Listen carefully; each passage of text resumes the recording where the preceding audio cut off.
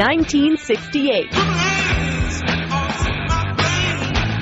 A time when the popularity of marijuana was exploding. Don't you want somebody to love? Young people across the country were lighting up and living by the motto, turn on, tune in, drop out. The menace of marijuana. Since the 1930s, the U.S. government has made videos warning of the dangerous marijuana. But no one really knew anything about why the drug made users high. It was not really known what it is chemically or otherwise. Everybody thought it was one thing, but it turned out to not to be that, and another thing and not to be that.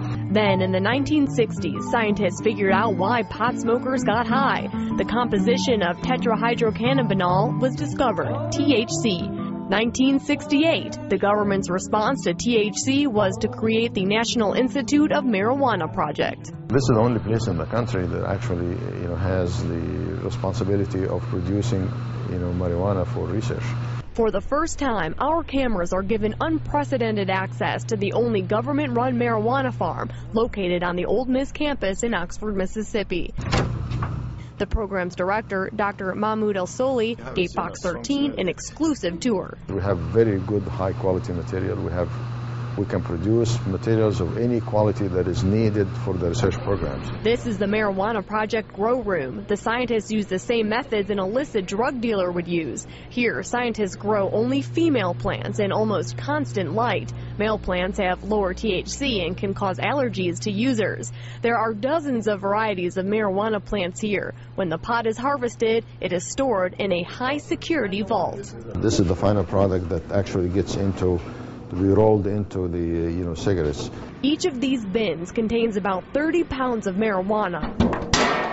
And there are dozens of these bins in the vault. So the street value of this is? It depends. Yeah. If people know it's coming from here, it'll be more expensive. The marijuana cigarettes are then sent out to research facilities across the country. Scientists research the effects of the cigarettes on AIDS, cancer, and glaucoma patients and test for pain relief and appetite stimulation, just to name a few trials. But the Marijuana Project has made a few medical advances of its own, including a THC suppository. But people here in the U.S., they don't like suppositories, so it didn't really... It didn't make it, or hasn't made it so far. El-Soli says to get the effects of THC, users don't have to smoke it.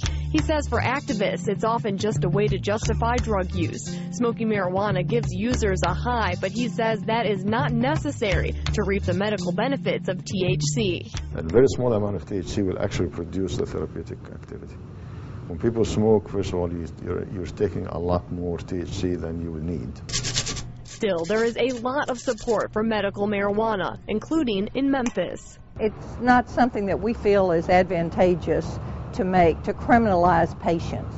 State Senator Beverly Marrero out of East Memphis is sponsoring a bill to legalize medical marijuana in Tennessee.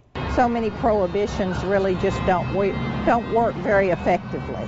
So if we can actually make this legitimate, tax it, regulate it. Marrero says taxation could help the ailing state economy.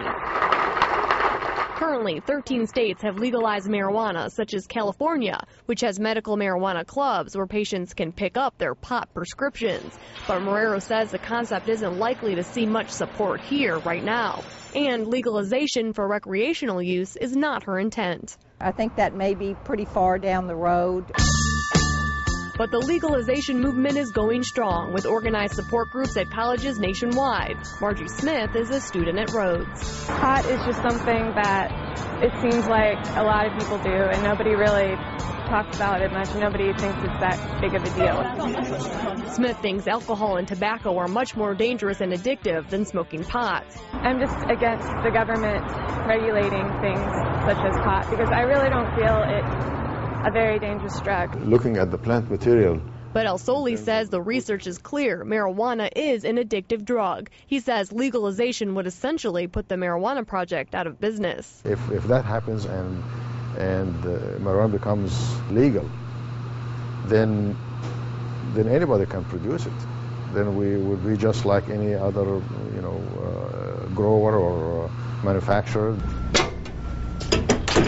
Back back in the vault, researchers store more than just medical marijuana grown on site. These are evidence boxes full of pot samples confiscated from drug raids across the country. Very high quality, very high potency, very expensive kind of product. Experiments are done on the samples. The buds are sifted and sorted. The THC is extracted and tested. The Marijuana Project has been tracking where pot is grown and the potency of it for years for the Drug Enforcement Agency. And the THC potency has been climbing rapidly. On the street, you find some plant material of marijuana that's 14, 15, 16, 20, 25%. But the research done at the Marijuana Project has found a potency of 8% THC is strong enough to achieve therapeutic results for patients.